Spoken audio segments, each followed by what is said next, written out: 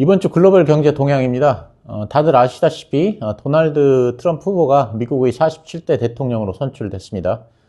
그 결과 그 다우지수, 나스닥, S&P 500 등 그 3대 지수가 크게 상승했고, 특히 그 대통령으로 결정된 당일에는 러셀 2000 지수가 무려 6%가 상승해서 모두 다 사상 최고치를 갱신했습니다.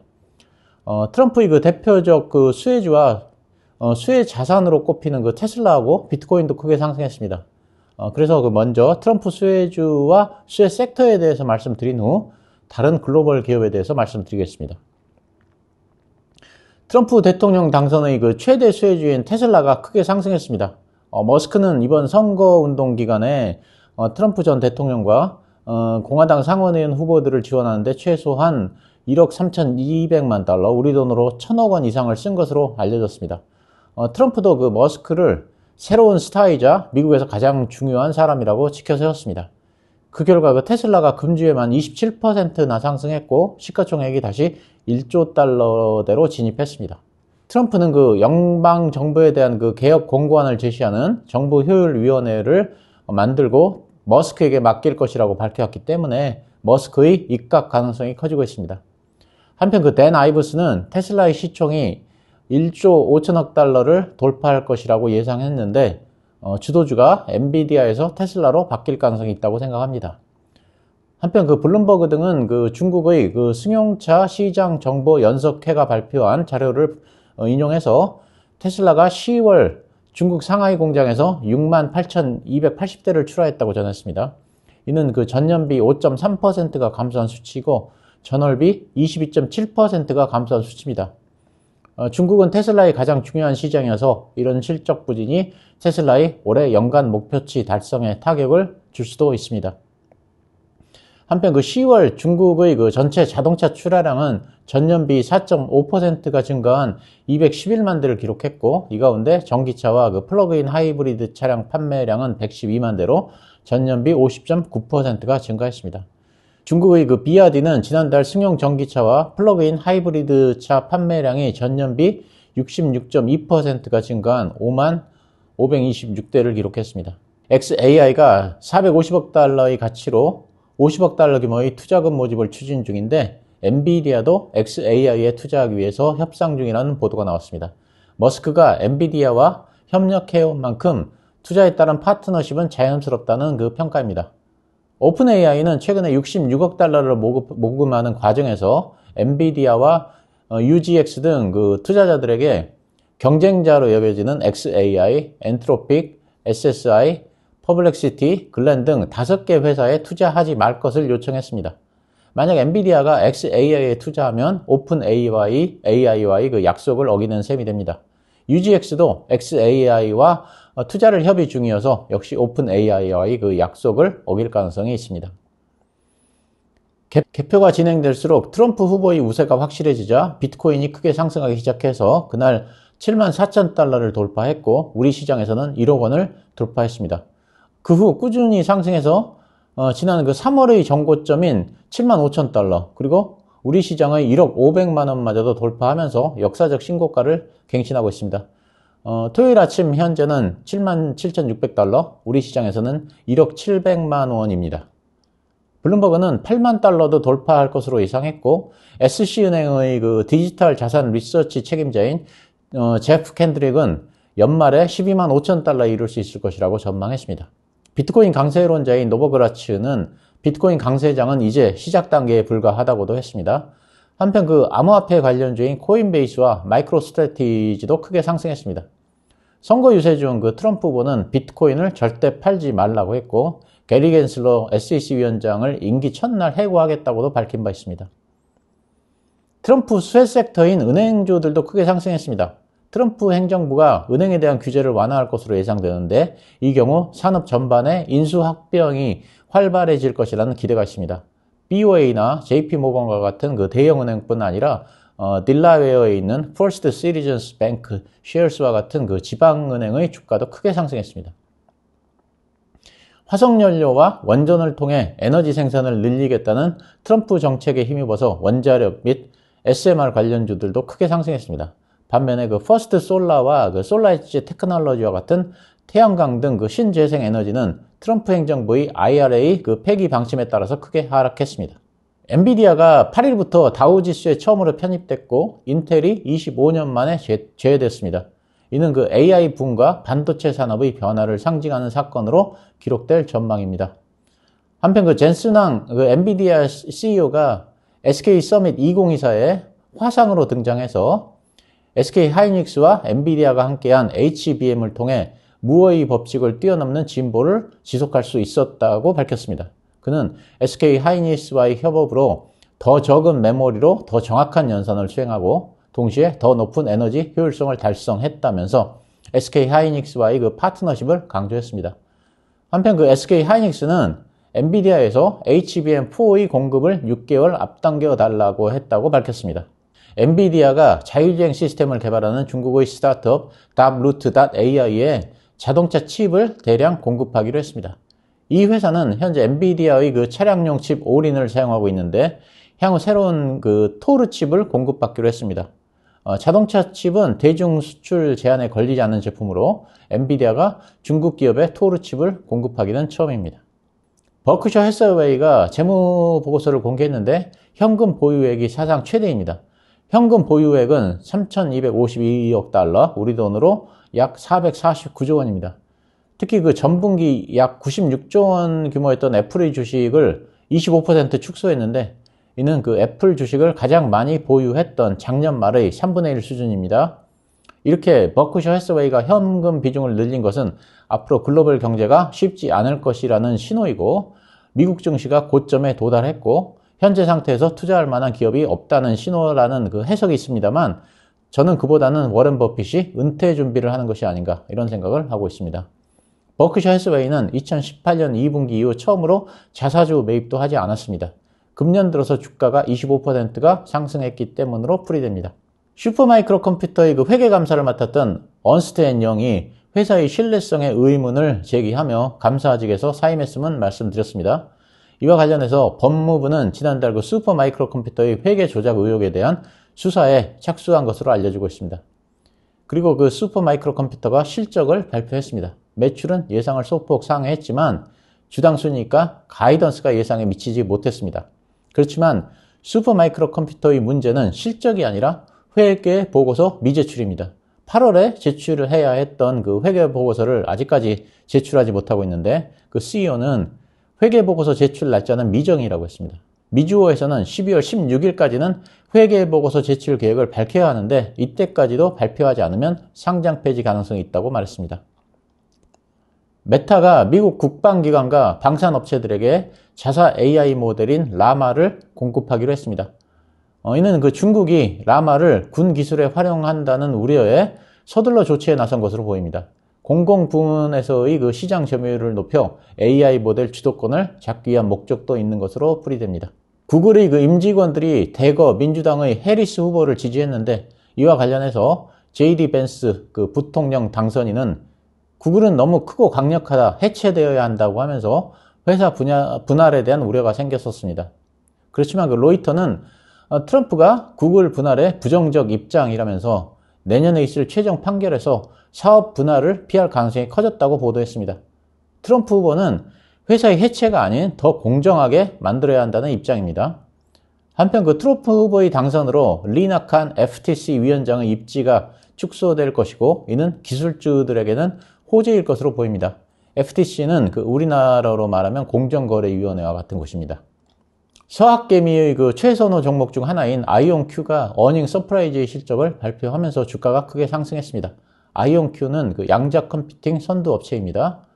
아이온큐의 그 CEO인 그 피터 체프맨은 미국 공군연구소와 5,450만 달러 규모의 계약을 체결하여 양자 시스템의 확장 및 네트워킹을 가능하게 하는 하드웨어를 개발하고 제공했다고 말했고 아스트라제네카와 그 생산 사용 사례에 대한 양자 애플리케이션 개발에 협력할 계획을 발표한다고 밝혔습니다. 또한 그 트럼프 대통령이 양자 컴퓨팅 육성에 역점을 둘 것으로 투자자들은 기대하고 있습니다. 어플라이즈 머티리얼즈와 램 리서치는 자사 공급망에서 중국산을 완전히 배제하기로 했습니다. 이들은 자사 공급망에 중국 업체들이 부품을 완전히 배제하지 않으면 공급업체 지위를 이룰 수 있다고 했고 투자자 및 주주 명부에도 중국인이 있어서는 안 된다고 했습니다. TSMC는 3나노 파운드리의 단가를 5% 인상하기로 했습니다. 대만 그 공상15는 TSMC가 이미 엔비디아와 3나노 파운드리 가격을 5% 인상하는 계획에 합의했다고 보도했습니다.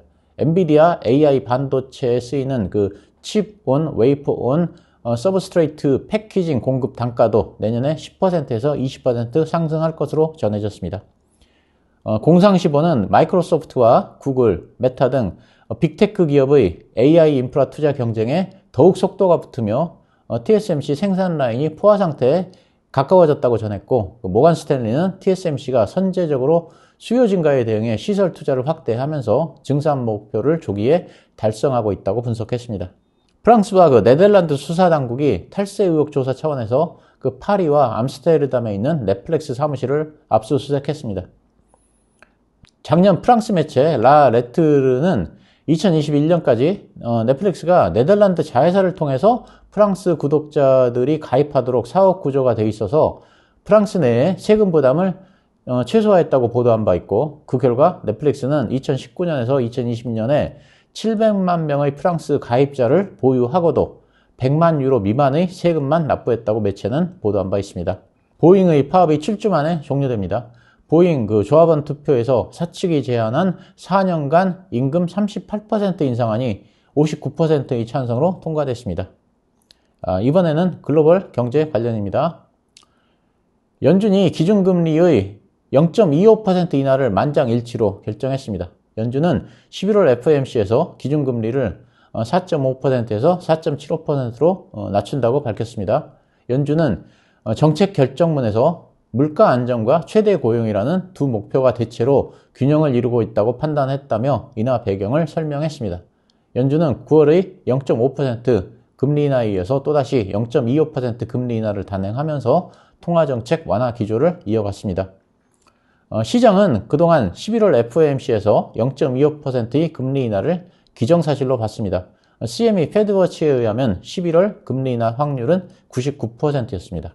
한편 정책 결정문에서 The committee has gained greater confidence that inflation is moving sustainably toward 2%라는 문구, 그러니까 인플레이션이 2%를 향해서 움직인다는 강한 자신감을 얻었다는 이런 문구가 빠지면서 연준이 인플레에 대해 우려를 하는 것 아니냐 이런 우려가 있었지만 파월 의장은 이에 대해서 9월에 이런 원칙에 의해 이미 50bp를 인하했기 때문에 이 문구가 계속 남아있으면 시장이 또 다른 가이던스를 주는 것이라고 생각해서 삭제했다고 답했습니다.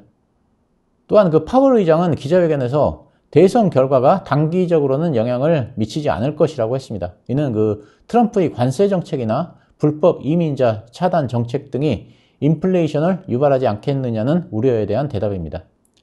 그리고 12월 금리 인하 전망에 대해서는 향후 6주간의 데이터를 봐야 한다면서 데이터를 주시한 후에 결정할 것이라고 했지만 통화정책은 여전히 제약적이라면서 12월 추가 인하를 시사했습니다. CME 패드워치의 12월 금리 인하 확률은 66%입니다. 그리고 그 트럼프 대통령이 사임을 요구해도 물러나지 않겠다고 답했습니다. 미국의 9월 무역 적자가 844억 달러로 사상 최고를 기록했는데 이는 2년 반 내에 최고치입니다. 이 같은 무역 적자가 미국의 3분기 GDP 3% 증가를 실패하게 만든 요인입니다. 상무부에 의하면 소매업체들이 수입품을 사전에 대거 수입하면서 9월 무역 적자가 전년비 19%나 증가했다고 밝혔습니다. 9월에 그 항만 파업에 직면하자 그 전에 수입품을 대거 사들이면서 더 많은 수입량을 기록했습니다. 이에 대해서 그 마켓워치는 수입이 증가했다는 건 소비자들이 구매 여력이 탄탄하다는 것으로 미국 경제에는 좋은 신호라고 말했습니다. 정권 교체로 정책 연속성의 불확실성이 커진 가운데 바이든 행정부가 남은 임기 중 그 삼성전자 등 반도체 회사들과 반도체법 합의를 마무리하기 위해서 서두르고 있는 것으로 전해졌습니다. 블룸버그 통신은 삼성전자와 인텔, 마이크론 등은 여전히 계약과 관련해 일부 주요한 그 세부 사항을 처리하고 있다고 보도했습니다. 그러면서 다른 소식통들을 인용해서 TSMC와 글로벌 파운드리 등 일부 업체는 협상을 마무리했고 조만간 최종 보조금을 발표할 전망이라고 전했습니다. 바이든 행정부에서 제정된 칩스법은 미국에 투자하는 반도체 기업에 5년간 총 527억 달러를 지원하는 내용으로 미국 기업은 물론이고 한국의 삼성전자와 SK하이닉스 등 세계 주요 반도체 기업들이 보조금을 받을 예정입니다. 하지만 그 트럼프 후보가 반도체법을 비판하자 업계는 혜택이 축소될 가능성에 대해 우려하고 있습니다. 그렇지만 그 CNBC는 트럼프 대통령이 반도체 지원법을 유지할 것이라고 말했습니다. 약간의 변경은 있을 수 있지만 대대적인 변경이나 철회는 없을 것이라는 것입니다. 미국 공급관리협회 ISM은 10월 서비스업 PMI를 56.0이라고 발표했습니다. 해당 지수는 50을 초과하면 경기 확장, 미만이면 경기 위축을 의미합니다. 이는 예상치였던 53.8을 상회하는 수치로 4개월 연속 확장세이고 2022년 7월 이후 가장 높은 수준입니다. 이에 대해서 ISM은 아이러니하게도 허리케인 여파가 건설과 인프라 부문의 강세를 이끌 것이라고 말했습니다. 한편 같은 날 발표된 미국의 10월 S&P 글로벌 서비스 PMI 지수는 55.0으로 나타났습니다. 예상보다는 낮았지만 2년 3개월 내 최고치로 서비스 업체의 사업활동이 여전히 팽창하고 있다는 의미입니다. S&P 글로벌은 미국 서비스업 부문은 10월에 또 다른 강력한 실적을 기록했다면서 제조업 부문의 약세를 상쇄하고 4분기 초에 전체 경제 성장을 주도했다고 평가했습니다. 미국의 주간 그 신규 실업수당 청구 건수가 22만 1000명으로 직전주 대비해서 3000건 증가했습니다. 이는 그 시장 예상치인 22만 건을 소폭 상회하는 수치입니다. 특히 그 직전주 신규 실업수당 청구 건수는 당초 그 21만 6천 건으로 발표됐으나 계절 조정을 거쳐서 2천 건이 상향됐습니다. 2주 이상 실업수당을 신청한 계속 실업수당 청구 건수의 경우는 189만 2천 건으로 직전주보다 3만 9천 건이 증가했습니다. 신규 실업수당 청구는 허리케인 헐린과 밀턴 피해로 10월 그 초중순에 급증했다가 다시 둔화하는 모습입니다. 미국 경기에 대한 그 소비자들의 자신감을 반영하는 소비자 심리 지수가 시장의 기대치를 웃돌며 지난 4월 이후 7개월 만에 가장 높은 수준을 기록했습니다. 미시간대에 따르면 그 11월 소비자 심리 지수 예비치는 73.0으로 전달 그 확정치인 70.5보다 상승했고 예상치인 71보다 상승했습니다. 향후 그 경기 전망을 나타내는 소비자 기대 지수는 78.5로 10월 확정치인 74.1보다 4.4포인트 상승했는데 지난 2021년 7월 이후 가장 높습니다. 1년 기대 인플레이션은 2.6%로 전달의 2.7%보다 약간 하락했습니다. 미시간대의 그 조앤 후 디렉터는 현재 상황은 크게 바뀌지 않았지만 모든 측면에서 기대 지수가 급등해 2021년 7월 이후 최고치를 기록했다고 설명했습니다. 일본은행이 9월 의사록을 공개했습니다. 다수의 위원들이 미국 경제를 주시해야 한다는 입장이었고 불확실성이 완화되어야 금리의 조절이 가능하다는 입장이었습니다. 일부 위원들은 시장과 활발하게 소통해 금리 인상 시기를 미리 알리거나 예측 가능한 정보를 제공해야 한다고 말했습니다. 우에다 총재는 임금이 지속적으로 상승하고 서비스 물가도 오르게 되면 금리를 다시 인상할 것이라고 말했습니다. 9월에는 엔화가 반등하며 수입 물가의 가격이 낮아지는 바람에 일본은행이 금리 인상을 미룰 수 있었습니다. EU가 중국산 전기차에 추가 관세를 부과한 데 반발해온 중국 정부가 EU를 WTO에 추가 제소했습니다. 앞서 중국은 그 EU의 그 전기차 반보조금 예비 조치를 WTO에 제소한 바 있습니다. 추가 관세 관련해서 양측은 8차례 협상을 이어갔으나 아직 결론이 나지 않은 상태입니다. 현재 EU 관계자들이 중국에 체류 중이며 협상할 의지가 있다고 밝혔습니다. 양측은 그 추가 관세 대신에 가격 약정에 대한 합의를 검토 중인데 이는 중국에서 수출 가격과 수출량을 통제하는 방식입니다. 이와 관련해서 EU는 가격 약정이 EU에서 부과하는 관세에 상응하는 조치여야 한다는 입장입니다. 중국 정부는 제14기 전인대에서 지방부채 상환 재원을 10조 위안 늘리기로 했습니다. 람푸안 중국 그 재정부장은 전인대 상무위가 승인한 부채 한도 6조 위안 외에 지방부채 상환 재원을 직접 10조 위안 늘리기로 했다고 말했습니다. 그렇지만 그 UBS는 이 같은 그 경기 부양책이 거의 효과가 없을 것이라고 분석했습니다. UBS는 일부 시장 참가자는 중국에서 더 강한 경기 부양책이 나오기를 바랬던 것 같다고 말했습니다. 람프한 재정부장은 내년에는 더 강력한 정책을 펼 것이라며 내년에는 신규 재정부양책이 발표될 것임을 시사했습니다. 이렇게 이번 주 글로벌 경제와 증시에 대해서 간략하게 정리해봤습니다. 모두들 편안한 주말 보내시기 바랍니다. 감사합니다.